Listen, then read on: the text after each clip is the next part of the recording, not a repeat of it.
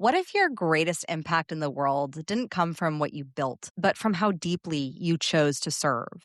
Because in a world that often measures success by scale, revenue, and recognition, there are leaders who are quietly changing the lives in ways that can't be quantified, but absolutely can be felt and that can resonate beyond the scope of just a dollar. If you have ever wanted to have your work mean something more, if you have felt called to use your gifts in service of others, or if you have wondered how to create impact in the hardest circumstances, this conversation is going to be for you. In this episode of the Crown Yourself podcast, we are answering the question, what does it look like to use your gifts, your voice, your creativity, and your presence to bring healing, connection, and hope to others in a world that desperately needs it? Leadership isn't always about leading from the front. Sometimes it's about showing up fully present in the moments that matter most. When you lead from that place, you don't just change outcomes, you change lives. Today's guests embody what it means to turn passion into purpose. Levi and Stephanie Ware are the founders of the Melodic Caring Project, a nonprofit organization that brings live, interactive music performances directly to children in hospitals across the country. And I really am trying not to cry during this one. Through technology and heart-centered connection, Stephanie and their team have created a way for kids facing serious illness to experience joy, creativity, and human connection right from their hospital beds. What started as one person sharing the gift of music has grown into a movement that has reached thousands of children, or as they call them, rock stars, families, and healthcare providers, offering not just entertainment, but moments of light in some of life's darkest seasons. Levi and Stephanie bring a powerful reminder that impact does not have to be complicated. It just has to be intentional. Their work is rooted in presence, compassion, creativity, and the belief that even the smallest moment of connection can change someone's day or the rest of their life. I am Kimberly Spencer, founder of Crown Yourself, international TEDx speaker, and mentor to sovereign leaders who are here to create impact, legacy, and meaning through the way that they lead and live. This is the Crown Yourself podcast that exists to explore what it means to truly lead, not just in business, but in humanity and in shifting consciousness. If you are ready for a conversation that reconnects you to your soul, to your purpose, to presence, and to the deeper meaning behind the work that you do, stick around and make sure you subscribe so you never miss a conversation like this. And now I am so honored to welcome Levi and Stephanie to the podcast. Welcome, guys. Thank you, Kimberly. We're really excited to be here. So excited to be here. Thank you for, like you said, shining a light on our mission and the good work. So, well, you have been at this project for a long time. And I know, like many businesses who were adept at leveraging the online space, blew up during the COVID years of online live streams and whatnot. What inspired this business and this nonprofit that you have created? Did you foresee it serving at the level that it does today? That's a great question. I think what inspired it didn't necessarily inspire a business in our minds, right? Or even a nonprofit. It just inspired a response to an immediate need. Mm-hmm.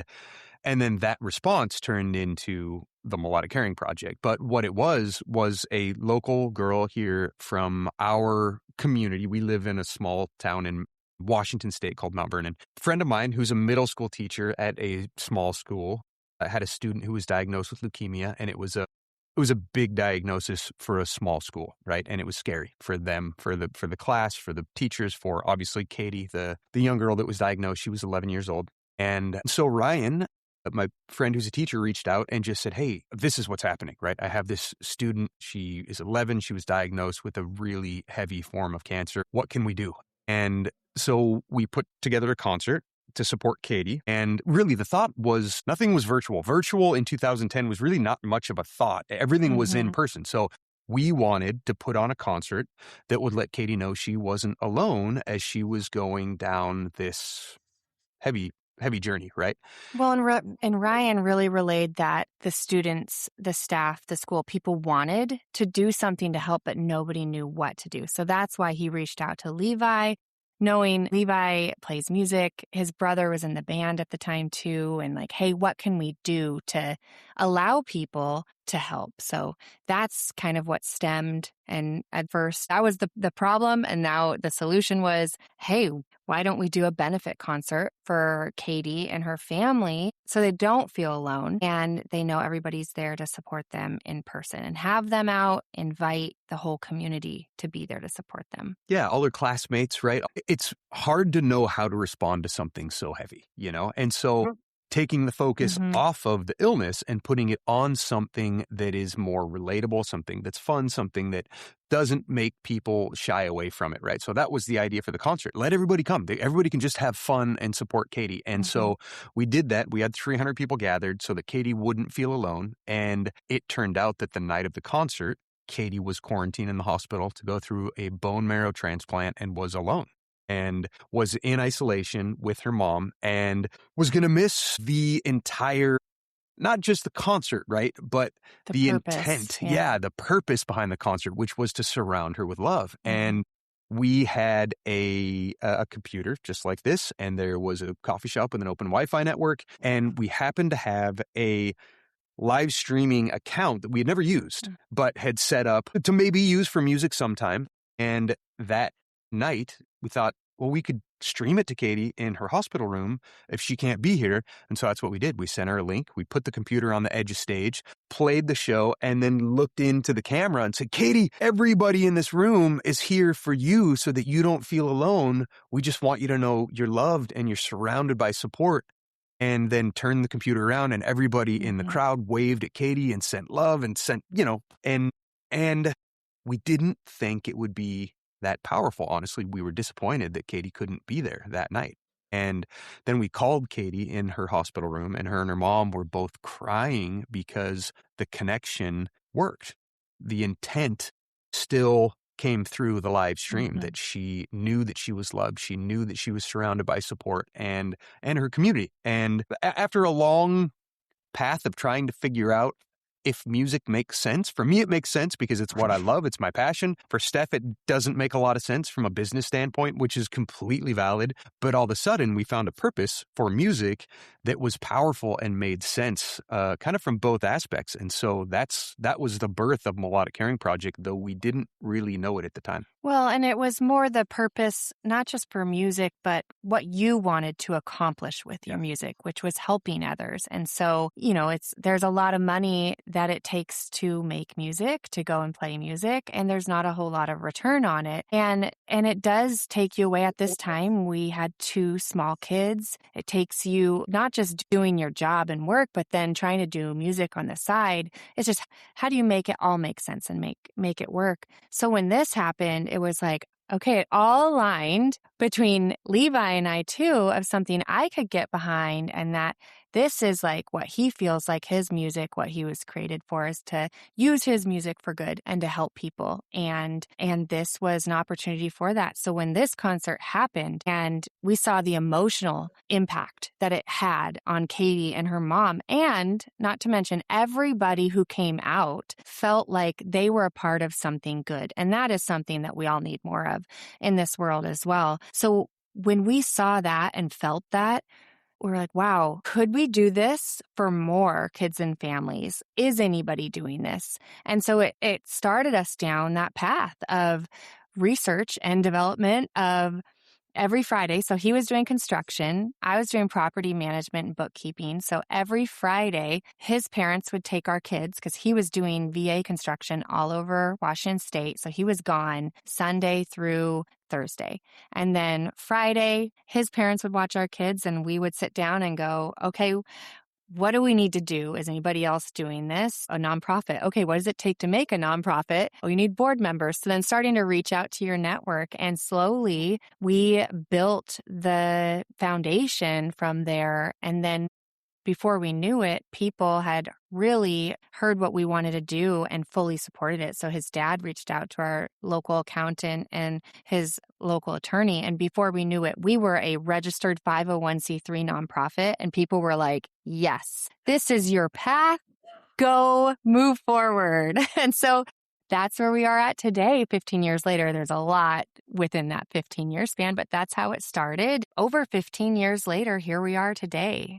Yeah, with over 60,000 rock star kids Yep. and family members impacted around the world. We call the kids, the patients, the rock stars, because they are truly the rock stars in what they are going through, how they are dealing with it, the wisdom they have to share from having to endure something that traumatic. The patients are the rock stars, and we are their number one fans. I love that. And I love how you frame that and flip that to the patients being the superstars. Like they are the lead. And one of the things in researching you two and just the amount of impact that you've had in just the past decade is how you've taken the healing power of music into supporting kids in not just experiencing a concert, not just being acknowledged on stage, but really leveraging their creative gifts to process and heal through such a traumatic time. And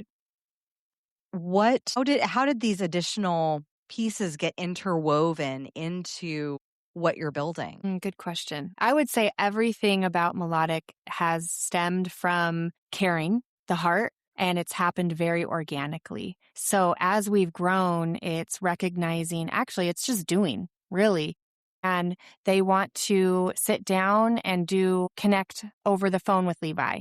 That turned into our one-on-one sessions and our one-on-one music therapy sessions because they loved that ongoing interaction, not just the live stream performances that we do where the artists on stage give shout outs to our rock stars who are watching by name. So we try to really personalize it and then go above and beyond. They want to connect on the phone. Okay, let's connect on the phone.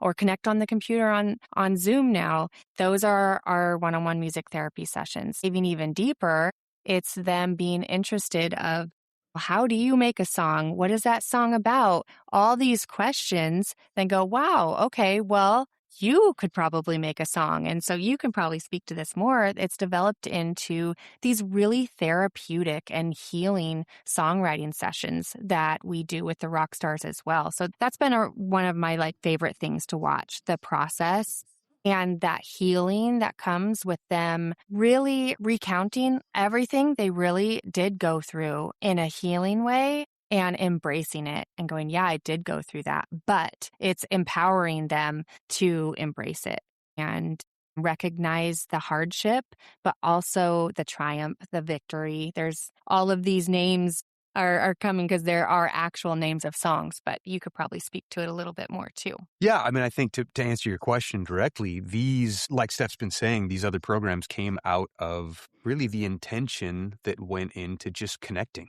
right? How do we genuinely connect with these kids? Not superficially, not just as a distraction for them, but as a way that they can really invest their experiences, their feelings, their emotions, right? And because if they can do that, then they can process what they're going through. And it gives them an outlet. It gives them something that they can be proud of rather than there's a certain shame that comes with illness, right? And I don't know why that is. It just is a part of it, right? It's not like anybody chose it. They didn't choose to be sick, right?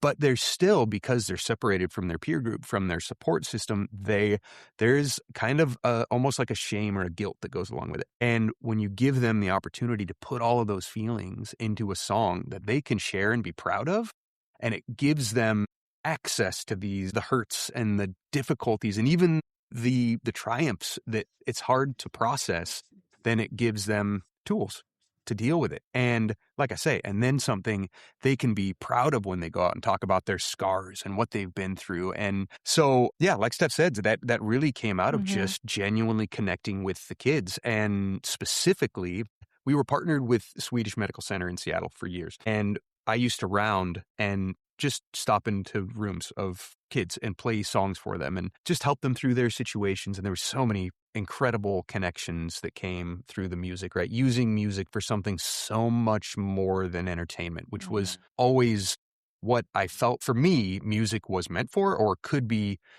like the capability of it. So much more than selling a product or just entertaining somebody. And so experiencing that was incredible. But then there was one little guy who, I don't know, how old was Nick at the time? I think he was 10 or 11 as well. And he was in the hospital. This was 12 years ago. This was a now. long time ago. He was in the hospital alone. He wasn't supported by his family. I don't know what the family situation was, but he'd been there for months on his own. And I was walking down the hallway and a nurse stepped out of the room and had this, like that look of it's been tough, right? Mhm. And she stepped out and she looked at me and she goes, "Are you here to play music for the kids?" And I said, yeah, that's what I'm doing. She goes, "Great. Okay. This little guy has been having a tough time. Yeah. And I think he could really use a song." I was like, "Great, let's play him a song." And she goes, "Okay, well, he's mad. Yeah, He's yeah. really mad." It's like, "Okay, is he going to throw something at me?" She's like, "Well, he might. He might. Let's see how this goes, So I stepped in. He was playing video games. And I just kind of stood to the side. I didn't want to get in the way of him and his video games. I know how that goes with young men. And so I just said, "Nick, hey, my name's Levi. I'm here to play you a song. If you like it, just give me a thumbs up. If you don't like it, just give me a thumbs down and I'll leave you alone." All right. So I played him a song and he didn't even look up. He was just playing his games and he went, What song did you play? I can't even remember. It was an original song, one of mine, but it didn't seem like he was paying attention. Yeah, it didn't seem like he was really all. into the song, but then the song was over and he gave me the thumbs up and I said, "Okay, all right, here we go." So I stepped a little farther into the room thinking I'm a little safer. I'm not going to get pelted by this. And he feels a Nintendo little control. safer. It's kind of, you're easing into it, Yeah. making him So one of the things I wanted to note too, of giving them the autonomy, because that's taken away from them. So that's a big thing we recognize with doing, these music therapy sessions, is giving them that choice, that the permission, thumbs up or thumbs down. Giving them that autonomy back has been this isn't something you huge. have to do. This is if you want it, you can have it. If you don't want it, we'll leave you alone. Like Steph said, that's really important for kids who are on the receiving end of procedures that they have no say in. And we saw that since the very beginning, starting, going in and connecting with these rock stars. Yeah. So I stepped in, I played him a couple more songs. And same, he was just playing video games, and I think, well, all right, this is working. Nobody's getting hurt. We're all having fun. This is great. And at the end of the third song, I think, he put his control down and he looked at me and he said, "Where do they come from?" And I said, "What? Where do what come from?" And he said, "The songs." I said, "Oh, man, I don't know. That's a great question. They're just kind of, it's like they're there and they come through you." And he said, "Well, I've got ideas for songs." So he was listening the entire time. Yeah. I said, "Man, I bet you do. You've been through a lot. What do you want to write about?" And he said, "I want to write about obstacles, roadblocks, and victory." I said, "Okay, let's do it." So I sat down and we started a song that now is called Victory. And it was just an incredible, it was the first time I'd had that experience with a rock star where they had these things they wanted to say, but no way to say them. Right? They had all of these feelings and emotions bottled up that they were having to deal with, they were having to feel, but they couldn't express, they couldn't analyze, they just were stuck with it bottled up inside their own chest. So giving him that outlet was a big revelation to me as well, that, wow, this is really powerful. The songs are powerful. I've always known music was powerful. Giving a child the opportunity to express themselves in a way that taps emotions, taps feelings, taps experiences that they don't know how to express otherwise, and gives them an outlet. It's like this emotional dump that they get to do. Well, and a child who's and then they feel better. struggling and going through so much trauma, and a lot of times people bottle that up, and like you say, they don't know how to express and in a positive and a healthy, healing way. So watching these rock stars go through this whole process, Levi sits down and does a little interview with them, and okay, let's get all, asking them questions, and then putting those pieces down on paper, and then creating lyrics, and then creating the melody. And then having them, be a part of that whole process along the way has been really neat. Yeah, and then have them own it afterwards. That's the big thing, right? And sing it, having them sing it as well. Then they get to, in a way, have a control of the situation rather than be controlled by their situation, right? And have something they can share that they're proud of, rather than having to be the patient, the victim, the one that's pitied, right? Now they all of a sudden are the ones that are celebrated. And that's really powerful. That's a huge mindset pivot. I mean, I remember I was doing a beauty pageant years and years ago, and we were doing just a charity event at the Children's Hospital in Los Angeles. And I walk in and I hear this little kid in the brain tumor ward, and he was talking about, how he rides motocross. And I happened to write a one indie motocross movie years ago. And I said, "Do you happen to know the movie Bro?"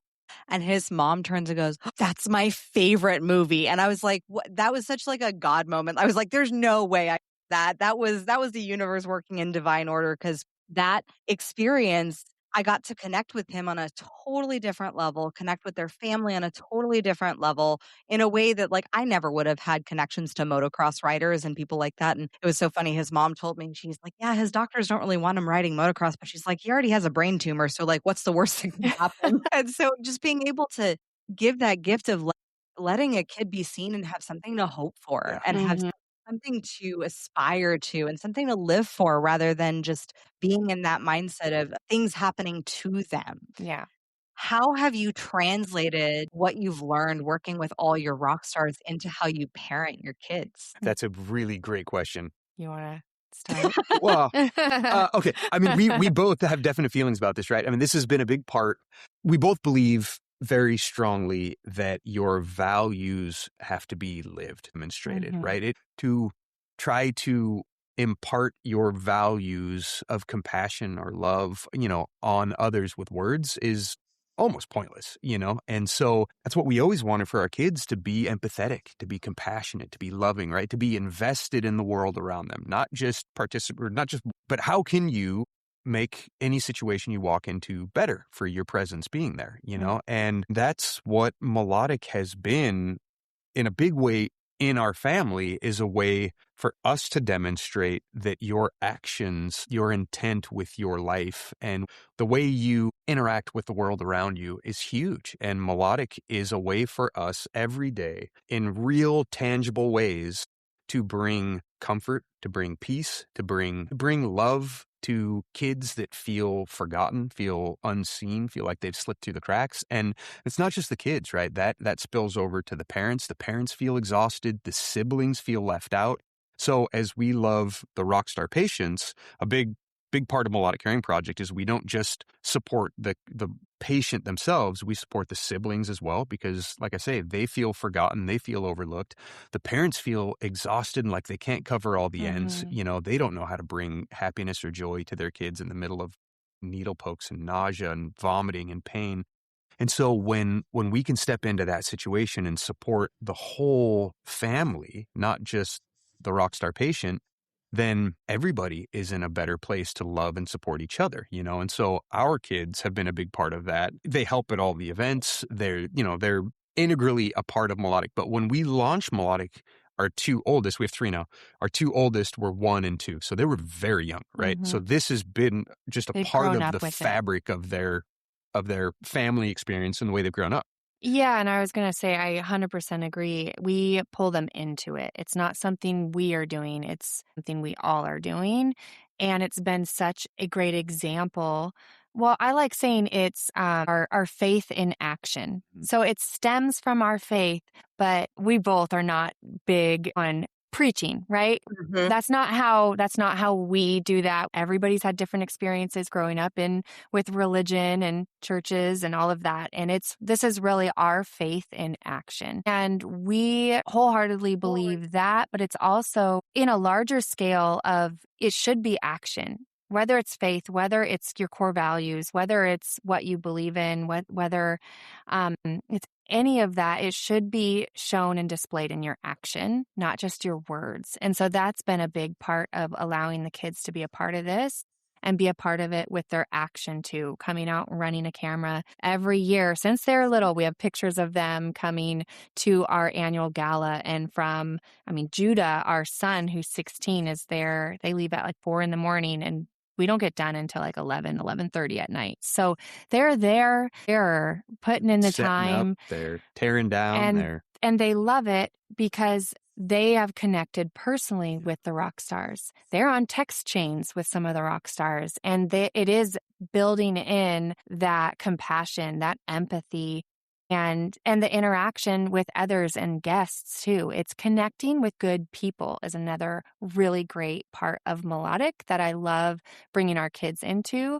That if you are out there, you're working, you're you have a good work ethic. That's another thing that I love about this because, it really hasn't been easy to create anything. It's not easy to do building anything from the ground up. And something you can build it, but to sustain it and to have it last is truly difficult. And there are ups and downs, tears, but then also extreme highs. And so it's been really fun to set that example and bring them in to show have a good work ethic and you have to work hard at something to make anything great. So I think for our kids, personally, it's exactly what you said of building in those core values and the compassion, the empathy, giving back. The gratitude, I think, is another big one, to be grateful. There's so much always to complain in. And guess what? When they meet these rock stars and families, they're not sitting here complaining. They are just putting out this gratitude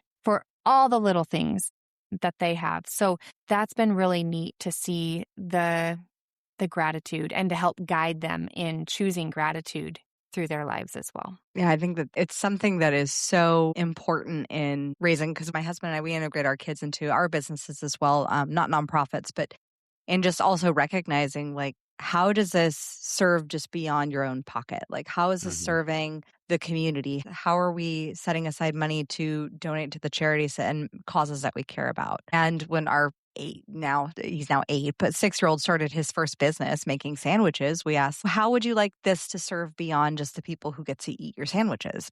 It was like, I'd like to help give healthy food to other kids. And so he made some good sales, like $160 or something, and then donated a portion of that to serving kids who were suffering from hunger, and being able to build that in of understanding how privileged we are in just having the greatest wealth of health. And without that, there is nothing. And the way that you're role modeling for your kids, I just think it's so beautiful to also show the journey of what it takes to build something and sustain it and grow it. And like you said, Stephanie, like that's the hardest part, is launching it is a challenge, but then building it and sustaining it and having this be a legacy. What do you foresee as the legacy that you want to leave with Melodic Caring Project?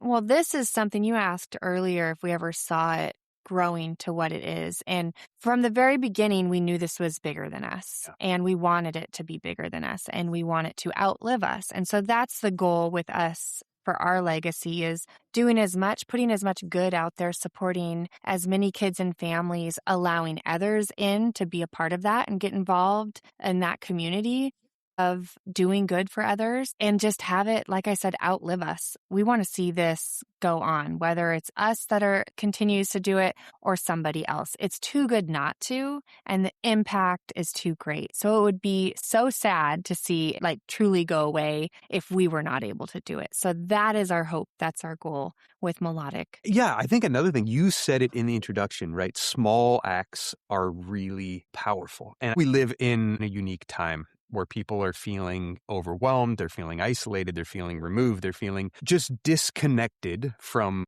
community. And I think in a time like this, more than ever, small intentional acts of kindness are remarkably powerful, because the problem feels too big. Nobody can wrap their heads around it, right? It's how do you deal with big tech? How do you deal with a global social media epidemic? How do you deal with Hollywood and the messaging that's going out to the world? How do you deal with, the problems are too big, it feels like, right? But if in your own sphere, if in your own circle, you can live intentionally with small acts of kindness, that's really powerful, because if all of us do that in our own sphere, we will impact the world and change it for the better. And that, I hope, is what Melodic is doing, is communicating a message that you can make a huge impact just with your passions, the things that you are excited about, right? And for a crowd, like if we do a show, whether it's 100 people at the show or 20,000 people at the show, we did a show with Lauren Daigle or Zach Brown a little while ago for a 20,000 seat venue. And when they make the statement that, hey guys, we have kids on the other side of this live stream, we're here to support them, right? When you cheer, you are sending them love. Let's join together. Let's send these kids some love. It lets everybody know that small act, just that enthusiasm and that intention towards those kids makes a genuine difference in their lives. And I believe, and I don't just believe it, I know it. When they leave that venue, they're better for that experience, right? They're more We watch the inspired. crowd Yep. erupt. We Yep. hear them erupt when he said, let's give Zach a shout out. This one's for you. And everybody's like in the crowd. It's really a cool experience to witness and see and be a part of that feeling of, yeah, I'm at this concert and it's awesome. But what's even better is that it's streaming live right now to kids and families in hospitals, and we all get to be a part of that, like cheering them on. So it adds this like really great level of just like feeling ultimate, like purpose. Yeah, purpose, connected. I was going to say it's that genuine care and compassion along with it for Melodic and what you're saying. I think that's a big thing too that is really difficult these days is everything's polished. There's so much that's scripted. We are very intentional with the artists we work with the people we bring on our team. That's that genuine care and connection that we give to the rock stars and the families, and that we want to give to the rock stars and families because they feel that. And that's what's powerful too. So that's been incredible to be able to connect with people like yourself who wants to share about Melodic and the message, and then some incredible artists who really pour their heart out and give some of the sweetest, most sincere shout outs and dedications to the rock stars. So it's been Yeah, I think that the work that you're doing, and it's also like there's physics backing as well with just how we resonate and feel even from across the globe, even from through the screen. There is resonance and between our particles that we feel it. And I think that ability to uplift the crowd and also provide perspective, because I'm sure standing in one of your crowds and experiencing 20,000 people suddenly cheer on for a kid, it also gives every single one of the people in that audience the perspective of like, wow, life is really pretty freaking good. We're not in a hospital bed. That like, it gives so much reverence for life. And I think that is one of the tenets that when we have more of that as a society, as a world, I mean, I don't think there'd be much war if we had more reverence for life. More just empathy towards each other, and that's the other big thing is just inspires that stop for a second and recognize that you have something to give. There's somebody out there that can use your intention, your love, and that's, I think, one of the big things for the artists. And this goes back to your original question is, what do we want? What's the legacy? I would love to inspire artists globally to recognize that they've been given something very powerful, and we've commoditized it. Unfortunately, in a way, there's good to that, there's bad to that. That's the case with everything, right? But when you commoditize something that has so much emotional connection, it takes the focus off of that. What is the impact that your intention with your art form can have? And it's hard, a lot of artists are just trying to survive. But if we can speak some purpose into their passion, then they'll be more inspired to go out and do more and make a bigger impact. And if every artist was intentional with their art form, we really would change the world, Well, and also legacy-wise, part of our vision for Melodic would be known globally to everybody. It's available globally, but it's just everybody's aware of it and they can receive support from it. And that's really what we want for the legacy for us to leave behind, is that we grow this to be so known that anybody who needs support can get support from Melodic Caring Project. Yeah, nobody has to I suffer love that. alone. Now, I'm curious, how has the journey been as a couple working together to grow something to this level? I always say it's been easy. So easy. So easy, right? It's so easy. Walk in the park. Well, we're still married, We so are. that's good. Yeah, that's great. So, but like in the conversation, is it integrative? Did it start out being integrative? How do you go from being business partners to being married to being parents to being in that dance of each role requiring a different part of you to come to the table? And how do you navigate those transitions to work cohesively together? Because you guys are still married, so you're doing something right. Well, we have learned, we've put the work in to improve ourselves, how we work better together, how we communicate better, all of that. Just in our personal home life, marriage in itself is hard. If you didn't know, anybody, there's ups and downs in marriage. You can't get away from that. You marry somebody, you're going to have ups and downs. You're going to have things that you have to work through. Well, then you launch from the get-go. We've been doing this together. So when you add a business onto that, that makes it even harder. And I think from the beginning, we were early stages in our marriage. We have young children. We're just figuring out. We don't know what the heck we're doing. And so it's also a learning curve of, hey, wow, okay, we didn't realize also how important it was to create some boundaries. There needs to be some boundaries. We call it church and state. We're going to call it church and state because we go on our dates and then we're always talking about melodic. Why? Because we're passionate about it. We love it. And there's always a million things to do. So our brains are just going all the time. But you have to learn how to turn it off at sometimes, especially in your home life, and go, okay, no, we're going to be present. We're going to be present with each other. What do we want to talk about and connect on? Focus on the kids. I think that overall has taken time to learn how to do. It got to a point where it was really hard for a while working together. We had developed poor communication habits. I think there's a lot of assumption that naturally starts happening with who you're married with or who you're super close with. It doesn't even have to be who you're married with, and that always causes problems. So learning how to deal with issues as they come up is key rather than letting things fester.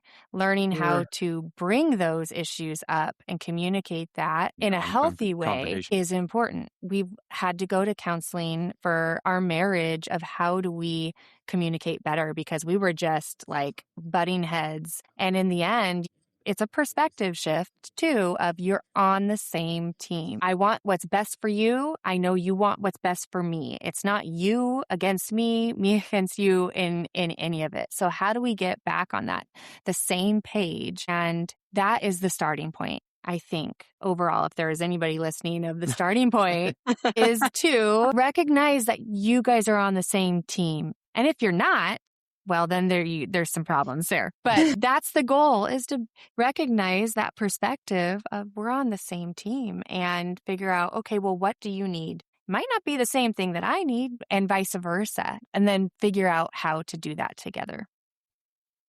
Go ahead. What do you want to say? No, that's well said. I think so much of it, there's just the fundamental difference in the way women and men communicate, right? That every marriage feels that. Take that into business partnership, take that into financial stress, take that in, because we were broke with Melodic Caring Project. I mean, we hit a stage where we couldn't pay for our house payments and we had to give our house back to the bank. It was either give up on Melodic Caring Project or give our house back to the bank. One or the other. We couldn't do both. Or move in with his mom and dad, which that's what we did. Was what we did. So we gave the house back to the bank. We moved in to an apartment that my parents had and focused on Melodic Caring Project. But that financial stress was then another wedge between us, right? We didn't take a paycheck out of Melodic for 10 years. For the first decade that we were building and growing the project, we were simultaneously paying to keep Melodic Caring Project alive out of the work we were doing on the side. So we were doing production work on the side to help pay for Melodic Caring Project while running it, while trying to raise kids. And then I found out I was pregnant with our third. And then she was pregnant again, which was fantastic planning on our part. But, it's hard. And like Steph said, those differences in communication, the difference is Steph and I are naturally very different from each other, which is what makes us such a strong team and which is what makes us such terrible opponents, right? When we're not... Give an example. How are we different? Steph is a planner. She's an organizer. She is a very analytical, logical thinker. And I'm a freaking artist, right? That's what I am at my heart. I dream. And that is, in a way, a critical element of what Melodic Caring Project is, dreaming of new ways to connect, new, bigger ways. What's a new, bigger partnership, right? But then Steph is the thinker that makes it sustainable, makes it possible, right? A dream is like a balloon. As soon as you open it up, all the air's gone. And it's either dead or you find a way to sustain it, and Steph has found a way to sustain Melodic Caring Project so that this wasn't a flash in the pan concept that affected a few kids and was great and then was gone because it wasn't possible to keep it going. Steph's mindset is, what are the systems, what are the structures we need to put in place to make this long term. And not just that, but to make it not just us. We need team members. And if we're going to have team members, we have to have structures and systems in place so that we can all communicate and fulfill our own individual strengths, right? And so that has been huge. And I think fundamentally the thing that we disagreed on the most when our communication started to get sideways, and I was trying to dream bigger and she was trying to put in systems, my automatic response is, why are you trying to crush my dreams? Why are you trying to stop me from dreaming? And why can't I chase that squirrel? I want that squirrel right now. The problem with the visionary, it's a very classic, like visionary integrator system. And I know our audience is very familiar with this concept from Gino Wickman's Traction of you have the visionary who's the capable one of Xing the business with all their ideas. They also like to chase all the squirrels and have the ideas can literally 10x and grow something in quantum leap from where you were a year ago. But you also have to have the systems in place. And you also have to have the integrator who's the one who can say no, who's the one who says, we don't grow that this quarter, who says, we don't lean into that. And for every visionary who's had an integrator, myself included, my husband is our integrator. He's the one who's like, stop adding more projects. A saying where it's your plates, right? And it's when your plates are full, you can only fit so much on your plate. Once it's full, something really does have to go off because otherwise you're just going to start dropping like everything. And so we do that with our team. Like, okay, what's on your plate and what's coming off of your plate? Because you can't do it all. And I think that's the big thing is wanting to do it all. And there's a lot of stuff we get in dream mode and we're both doing it. But then it's like, okay, reality, realistic, attainable. Can we do this? And are we going to burn ourselves out? Because we also have to be mindful of that. When you are so passionate about something, you will say yes and pour all of yourself into it. And so that's been another learning curve of how do we take care of ourselves too. And especially since you're dealing with in some cases, literal life and death scenarios with children. And as a mother, that just guts me. That the experiences that you're facing and that you're supporting and that the families that you're leaning into. So how did you start building some better boundaries?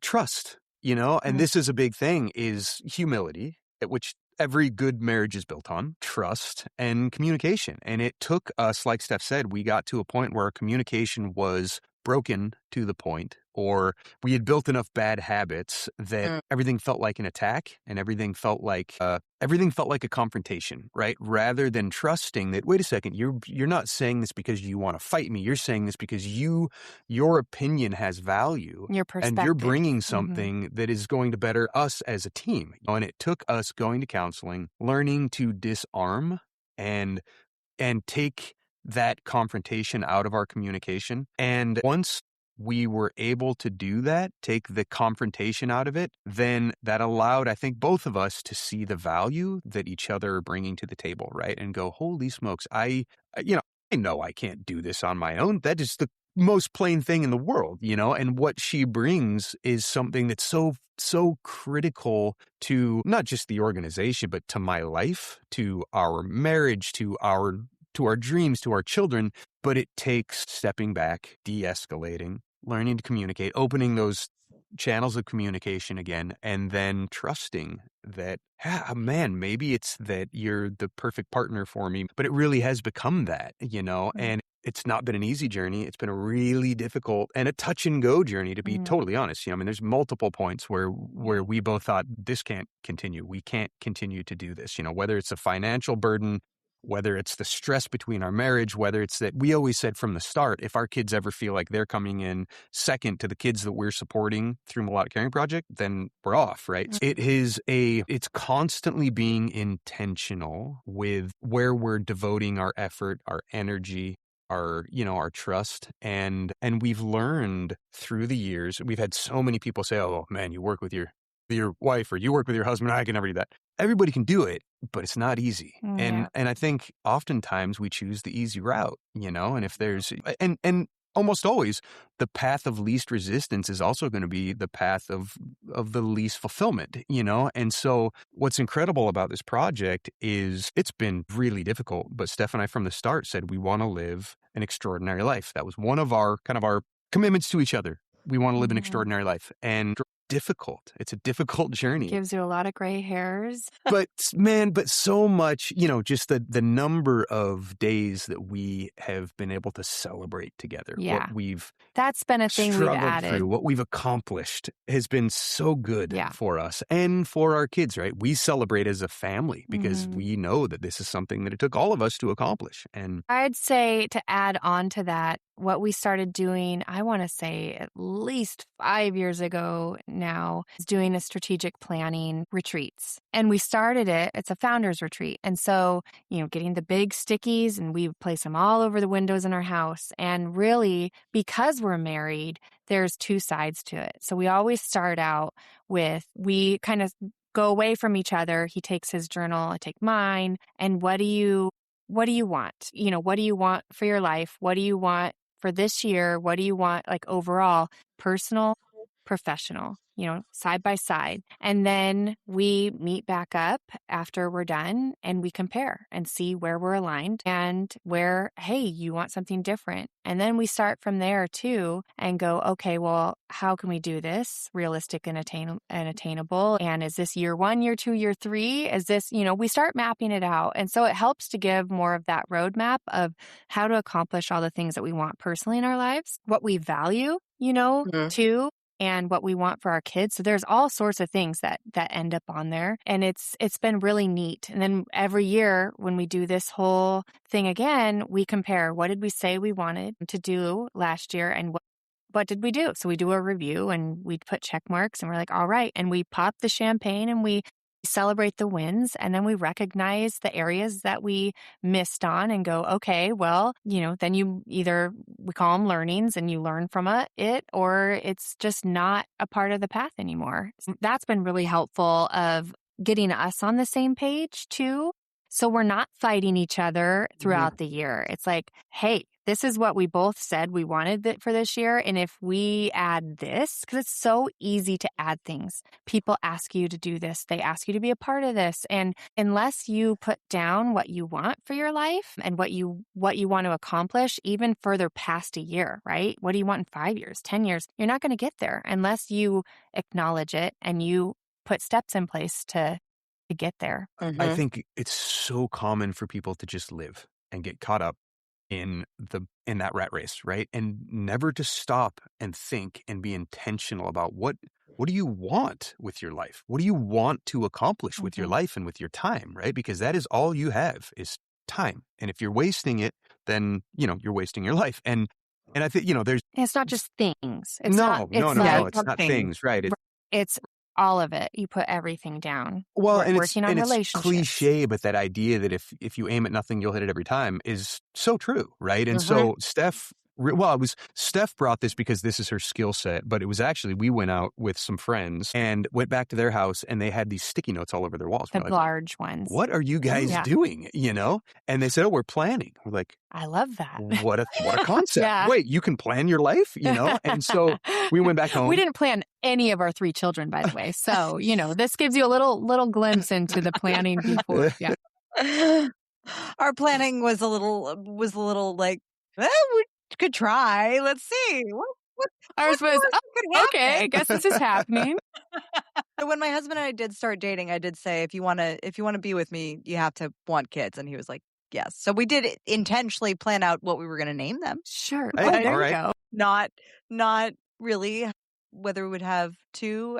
We were aiming for 2 and then we're like, maybe 3. We got our girl. Now we're done. But I love the quality of the planning of a founders meeting. Are your kids enrolled in that too? Or is it just you two? Well, we've talked about sitting down. We haven't included them in that yet, but and doing it's it for probably each time. Of them we did sit them down this year over before the end of the year, which I loved doing, of, hey, here's all these charities and here's the amount we want to give. Where do we want to do that? And it makes a big difference for certain ones. So we had them look up ones and not even look up the charities themselves, like what are the types of areas of giving that you would be wanting to give to. And so just trying to create that mindset for them as well, because there are people who do give and they make a huge difference to, especially organizations like ours, but to every organization. And then there's some people who don't even think about that. And it's not even a part of their thought process at all, or their their culture in their home or life at all. Not that they wouldn't want to, it's just they haven't really thought about it. So trying to teach that mindset to our kids too, to be giving and intentionally, with your money that you make, your hard-earned money you make, but give it to those who need it as well.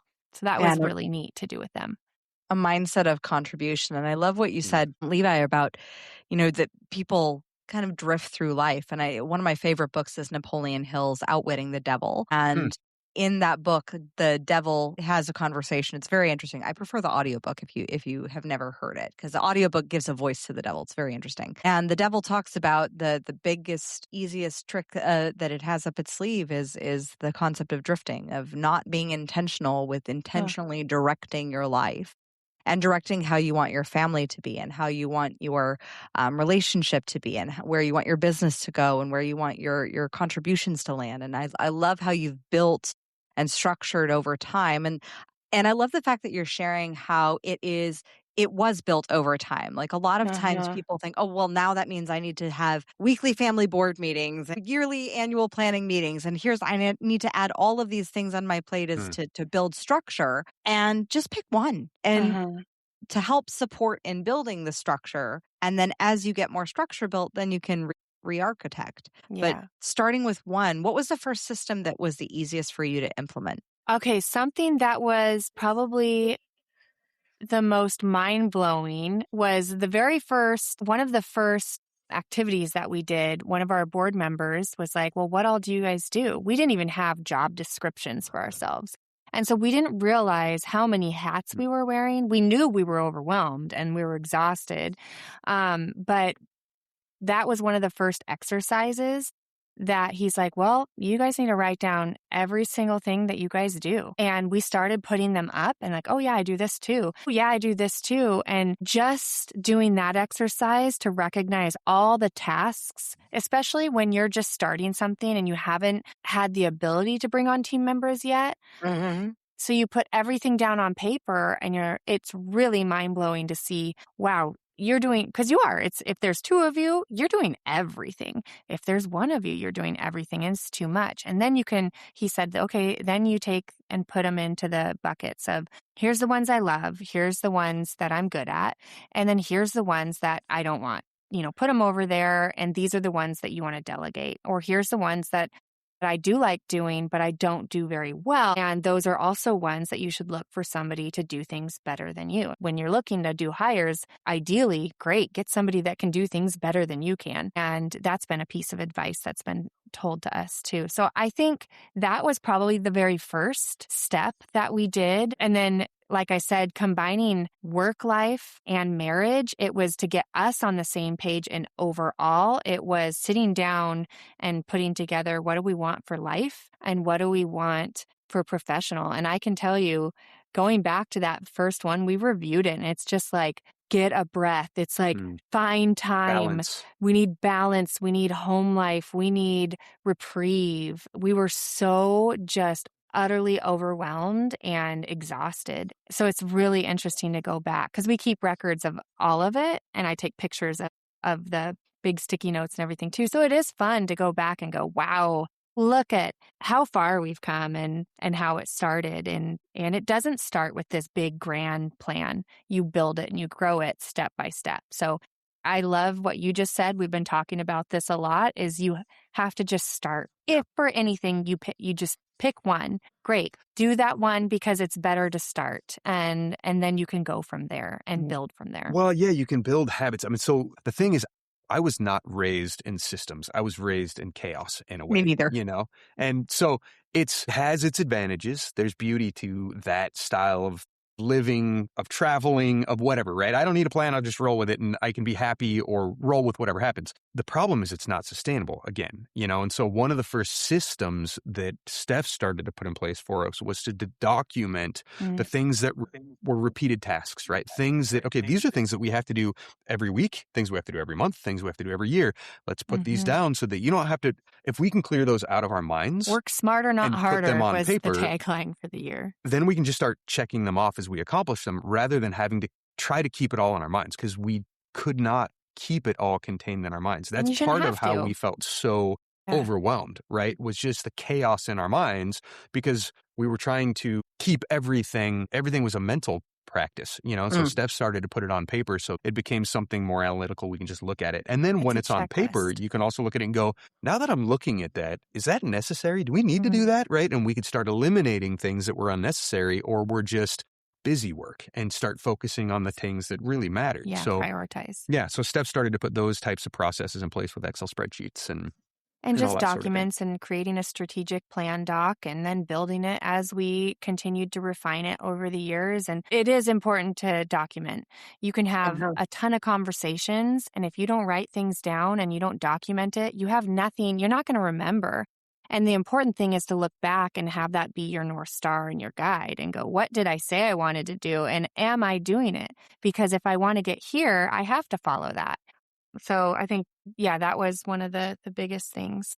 What revolutionized Melodic from a place of being kind of a startup and this dream that we had and this this passion was one of our board members came to us 3 years ago and said, hey, what you guys are doing is amazing. He's been a board member for a long time. He's a big supporter, right? Really believes in the mission and believes in Steph and I as a team, but recognizes this is tough. This is not sustainable the way you're going about this. And so he came to us and said, there's an operating system called the entrepreneurial operating system that would be really good for Melodic Caring Project. So we implemented that 3 years ago now. And it was hard. It was a very difficult learning curve. And interestingly, I just attended a summit where one of the implementers from the Northwest was there to talk about EOS.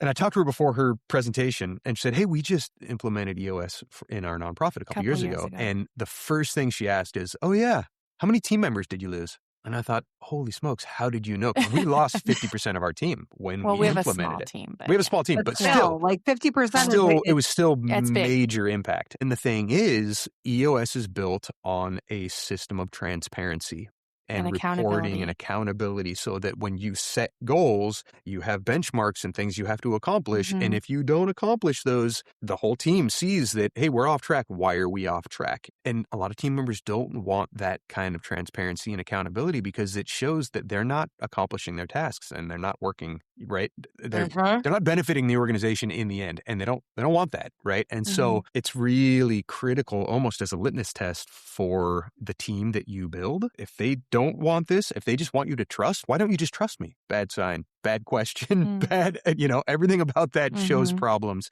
Whereas if we can come together every week and we can talk openly and transparently about where we are as an organization, where we are as a team, where we are as a marriage, where we are, right? Yeah. Then it takes all of that miscommunication, any of that passive aggressive culture that happens inside of an organization all of a sudden goes away. And now you're working as a team. Yeah. We have, since implementing EOS, hired people that didn't fit with the operating system. And then we knew bad fit. We got to let them go because when you don't have a clear benchmark to measure somebody's performance by, then you sit there and question yourself and go, well, maybe we should just give them another chance. Maybe we just need more training. Maybe we just did, nope, bad fit. They don't work with the EOS and they don't want transparency. Let them go and find the person that fits. It was a massive shift for us as an organization. A huge learning curve, growing pains for sure. And you find out, with the people, to be fair, we had built the organization and how we were operating was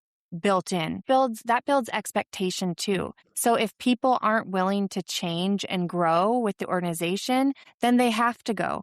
Whether, it doesn't have to be a negative situation or anything. It's just, hey, the organization, in order for it to grow and succeed, we have to make these changes. And that was the evolution of introducing the EOS and where we are at today. And we are so much better for the EOS. And I am so thankful for our board member. We have our Monday weekly meetings, and he was there every Monday for over a year, and our quarterly and our annual meeting, helping to guide us and teach us how to go through it, to be more efficient team members with their time too. So that's been really amazing. Huge. And I would say for founders, just from our perspective, that's one thing, right?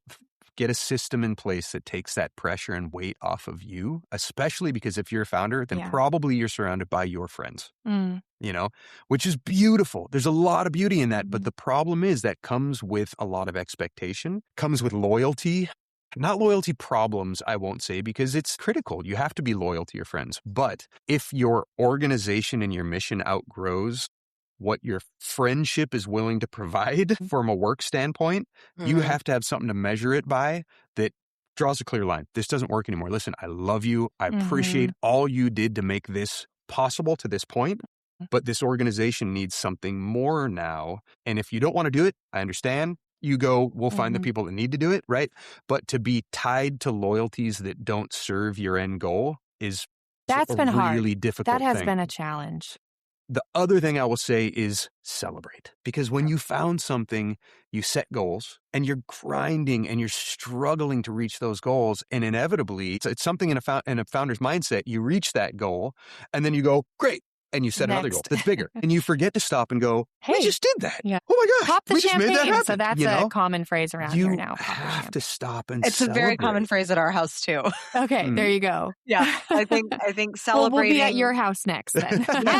Yes, come on by. We're in like one of the music capitals of the world. Perfect. So just, and I think celebrating the growth, because like you said, Levi, like founders are notorious for always having another Everest to climb. Yeah. And myself included, I fully include myself, and looking in this mirror and being able to like recognize, acknowledge how far you've actually come and the growth. And I love what you said about loyalty. And I know, Stephanie, like the challenge with letting people go who are no longer a fit for the vision of the organization and where it's headed. And that's been something that we've had to face as well. And it is a hard conversation to have. And yet at the same time, it is very rewarding when you have everyone that is swimming and rowing in the same, not swimming, rowing is more appropriate, rowing in the same direction. Yeah. With the same ferocity and intensity. And I can genuinely say our team right now is doing that. And so if you don't have that yet, it is out there. It just takes time to find that. But when you do, you're going to be so thankful that you made those tough decisions and kept pushing to get there, because it's definitely worth it. You spend too much time at work, right? Pursuing this dream. If there's tension, if that loyalty it's hard, right? It's hard because it's not that it's misplaced. You can be a loyal friend. That doesn't mean you have to be a colleague, right? Those things are not, they can be mutually exclusive. And it's important to realize that, because inevitably it's going to blow up if you don't realize it and make decisions based on that. So when you find those relationships that are aligned in the organization and in the mission and are open to that transparent conversation, you find that all that time you're spending at work is not draining you. It's revitalizing you. And that's really important if you have a big goal that you want to accomplish. Levi, Stephanie, this has been a phenomenal conversation, not just on the resonance of the impact that you're providing with your nonprofit, Melodic Caring Project, but also in entrepreneurial education with what it takes to build, grow, sustain, and have been doing this for 16 years, for as long as you have. And I love the fact that the EOS system came in just 3 years ago, and that's where you're seeing this exponential growth curve come in. And I think that as more founders listen to this episode, I hope this inspires them to move their business from that teenage, awkward, crashy, everything's in your head, all spiraling phase into more adulthood, which is having those systems and guidance and the processes in place to really support and sustain the growth and maturation of the company or the nonprofit. I would love to pivot into a little bit of rapid fire to wrap this up. Okay. Yeah. You ready? Okay. Yep. Who is your favorite female character in a book or a movie, and why? Oh my goodness. This is rapid fire. Female character in a book or movie. You go first. Oh gosh. Okay, let's see. Redirect. Dagny Taggart. Nice. Nice. You're going to love the next question then. What person, alive or alive and in their time, would you want to trade places with just for the day to experience the world as they experienced it? Male or female? Any person in history. These questions are no joke. No kidding. These are deep. These are That's why I feel like I can't throw something out, because these are deep questions. Any person in history to trade places with just for a day. That's big, because a lot of people ask, whose life would you like? And it's always, I feel remarkably blessed with the life that I have, So, but for the day, I would. All right, I'm going to say Mother Teresa. Wow. All right. I think, yeah, wow. I would take a day in that.